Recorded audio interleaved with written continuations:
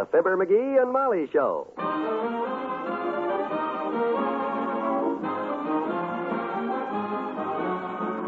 NBC and Plymouth Cars present Fibber McGee and Molly transcribed.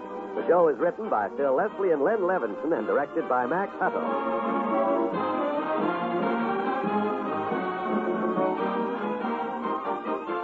We'll join Fibber and Molly in just a moment. If you had about $5,000 saved up, what would you do with it? Pay off the mortgage? Buy a new car? Maybe take a trip to Europe? All wonderful plans, but first you need the cash. And you can have it sooner than you think by investing in United States savings bonds. Do it the easy, automatic way by joining the payroll savings plan where you work. You decide how much you want to save, and your employer will set it aside for you before you draw your pay. That way, you won't even miss the money. By saving only $8.80 a week, you'll have $5,000 in less than 10 years. Because savings bonds pay you back $4 for every $3 you invest, and even more if you hold them longer. Remember, you'll have the money you want tomorrow if you invest in United States savings bonds today. And you'll also have the security of a safer, stronger America. That's what your savings bonds do. They help to keep our American economy strong.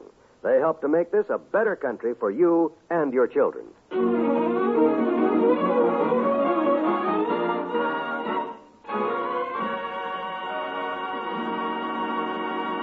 Mr. McGee of 79 Wistful Vista is in legal difficulty. He's been summoned to appear in municipal court on Monday to answer a charge of alienating the affections of a dog. Here he is now trying to get some advice on the phone. So then the dog followed me home a second time, Counselor, and the owner had to drag him out of here, and now he's suing me for... What's that, huh? Oh. Okay, bye. He wouldn't take it either, huh? Too busy.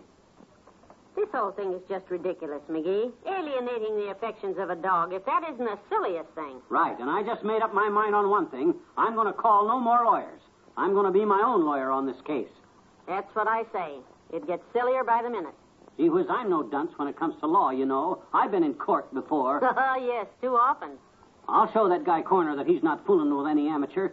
He ain't got a leg to stand on, and I'm just the guy that can kick it out from under him, too. Come in. Gentlemen of the jury, I'll say... Who are you going to say that to? Hiya, Molly. Hello, Dr. Gamble. I'm going to say it to the jury. Who else? You won't have a jury on a case like this. Okay, so I'll say it to the judge. You're going to say gentlemen of the jury to the judge? Won't that sound kind of silly? No sillier than the rest of this crazy case, Molly. How could this thing happen anyhow, McGee? How could a perfectly strange dog just walk up to you and fall in love with you at first sight? Oh, I don't know. Ask Molly. She done the same thing in 1918. Come to think of it, I did at that, Doctor. Why? Well, he was gentle and obedient. Oh. He was always at my heel. Oh, sure. And he used to run and fetch sticks for me after school with candy apples on them. No. Yeah. Seriously, Doc, you were here yesterday. You saw how that puddin'-headed pooch followed me around all day. You saw me trying to get rid of him. Yes, I saw it, and I'll never forget it. The picture I have in my mind of that misshapen mountain of dog meat kissing you goodbye while Mr. Corner tried to drag him away and the policeman tried to hand you the summons is a picture I'd love to have framed. That's exactly what that guy Corner's trying to do to me, frame me. And he's not going to get away with it, too, either. I'm going to be my own lawyer on this thing. So I gathered, and I wouldn't miss this for the world. I wish we could miss it. I can just see the scene now. The crowded courtroom, the judge on the bench, the dog on the witness stand, the perspiration on McGee. Oh, it's hot in the courtroom. This case looks bad. McGee throws himself on the mercy of the court. The dog throws himself on McGee. The owner throws himself on the dog. And the judge throws them all in the calaboose. Oh, this should be fun. I'll see you in court, Gladstone. Goodbye, Molly. Bye. Who's he calling a Gladstone, the big bag? Wonder if that guy Corner would listen to reason and call this whole thing off, Molly. You think he would? Well, it certainly won't hurt to try. No. Why don't you call him up and explain that you don't want any part of his dog and you never did? It's the truth. I don't know. I just hate to talk to the guy. Go on, call him. He's probably cooled off by now and realizes he was in the wrong. Talk to him nice. 79 Wistful Vista, Molly McGee speaking. Yes, he is. For you, dearie. It's the Gazette calling. Thanks. Hello? Yeah. Oh, reporter, huh? Well, anything I can do for the gentlemen of the press, I'm always... Huh? Where did you get that information, Bud? Well, it's a lie, every bit of it. I never lured that big mangy slob of a dumb beast away from any place. Oh, my. That slab-sided, mutton-headed, peanut-brained monster is so stupid he don't know where his home is, that's all. Yes, you can quote me.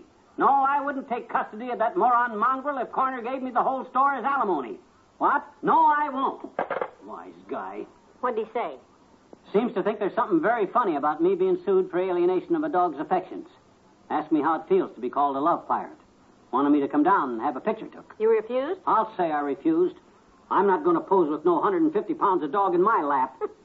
Doggone it, there must be something I can do.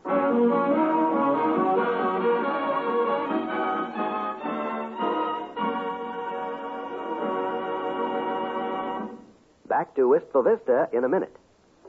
Part by part, only Plymouth dares to compare.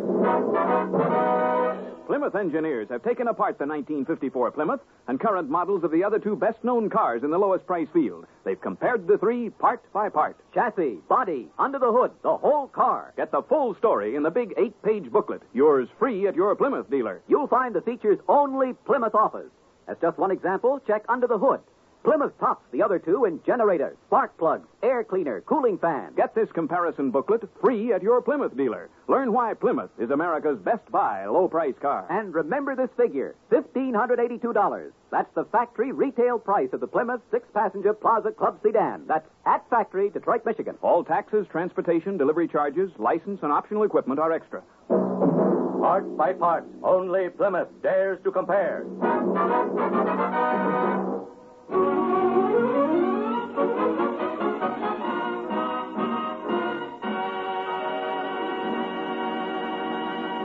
Wait till you hear this, Molly. Wimp here, our good friend Wallace Wimple. He knows Fudd Sutton, personally.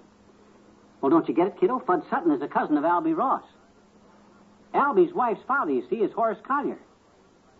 You still don't get it, huh? If you boys will excuse me, I'm baking a cake. Well, don't go. This is important about my trial Monday. So is the cake. It's got a file in each layer. Yeah, but Horace Collier has the parking lot next to Corner's appliance store, and Wimp is going to talk to Fudd Sutton, who'll contact Albie Ross, who'll go see Mr. Collier, and ask him to tell Corner to call off this whole mess. Why don't you just telephone Corner yourself? Oh, Molly, you can't handle a thing like this like that. You got to do it smart. You got to finesse around, don't you, Wimp? Oh, yes. Use diplomacy. Yeah, diplomacy. You got a diploma, Wimp? Well, not with me, Mr. McGee. It's in my trunk. Oh. It's from adding machine school. Oh? You graduated from an adding machine school, huh? With honors, Mrs. McGee. Wow. My diploma says right across the top in gold letters, Wallace Wimple, Ph.D. Ph.D. Boy. Yes. I always kept forgetting what to do after I put the numbers in the adding machine. Uh-huh. So the principal put a Ph.D. on my diploma to remind me. Pull handle down. Oh. Oh. Well, come on, Wimp. We better get the show on the road, boy. Yes. I'll run right downtown and see Fudd Sutton. Don't go away. I'll phone you. Bye, Mrs. McGee. Goodbye. Good boy. Ah, there's a nice little guy, Molly. Got a heart as big as all outdoors. Yes, and habits to match. What you mean? He left the front door open. Close it, will you, McGee? Sure. Boy, oh boy, I hope this thing works out the way. Hi, Mr. McGee. Hi. It's me, Teeny. Oh, hello there, Teeny. Come on in. What can I do for you, sis? Well, I brought you something, mister. Oh? Look, I got a present for you, I betcha. You mean a present? Sure. It's a present of a president, see? Oh, what do you know? George Washington's picture on a calendar. That's for me, sis? Mm-hmm. For when you go to jail. Huh?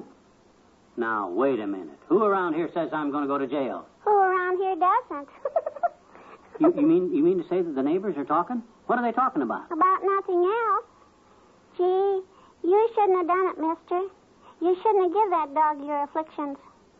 It was my affections, and I gave him very little of them.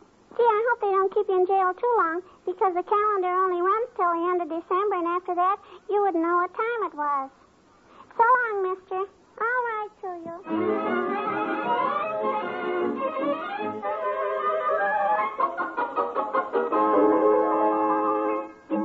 Hey, Molly, did Wimp call yet? Did he call? Did the phone ring? Not yet, McGee. See, I wonder if I should run downtown and buy a new hat for the trial. I know you want me to look nice for the judge, because that might help, you know. Just relax, Tootsie. There ain't going to be any trial. I hope you're right. Look, all it takes on legal trouble like this is connections, that's all. And I'm a guy with connections. Mr. Wimple, you mean? You betcha. All Wimple has to do is merely convince Fudd Sutton that Albie Ross should get Horace Collier to talk that guy Corner out of persecuting me and call the whole thing off. Doggone that doggone dog anyhow. If he hadn't come into my life... Ah, that must be Wimp now. Here's where my connections pay off. Hello? Hello? Who is it? Is that you, Wimp? Yes, Mr. McGee. It's him, Molly. Did you get to Fudd Sutton okay, Wimp?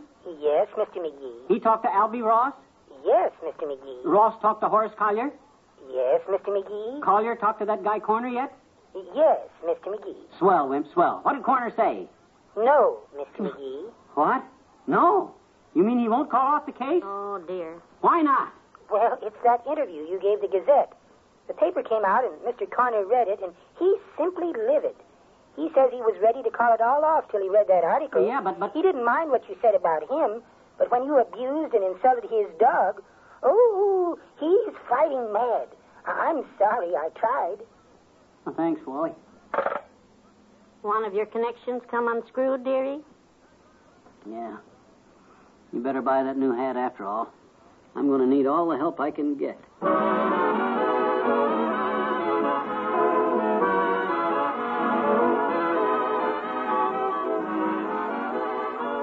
Fibber and Molly will be right back. This is Bill Goodwin, ladies and gentlemen. Have you heard the wonderful new features on Bob Hope's morning radio show?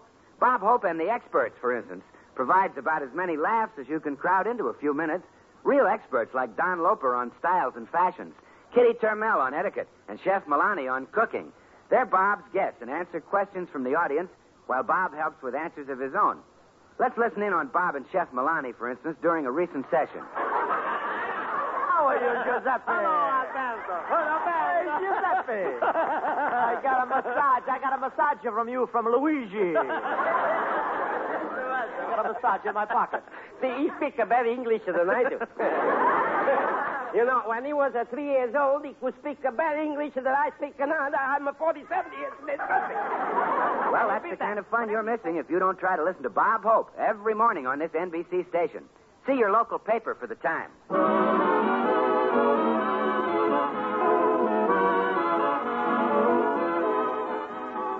And none of my friends ever heard of a case like this, McGee. Alienating a dog. Well, me either. All I could find out was Mabel Toops' cleaning woman says her uncle was once charged with embezzling a horse. Embezzling a horse? Sounds like a similar case. How'd he come out? A broken man. Well, good night. Good night, all.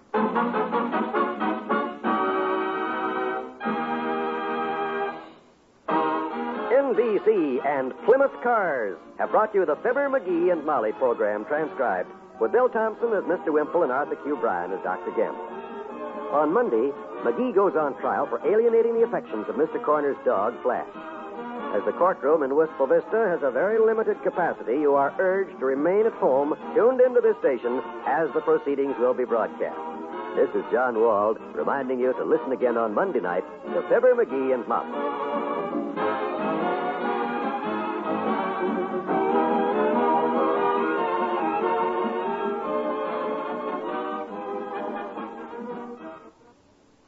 Follow the Senate committee hearing tonight on the NBC Radio Network.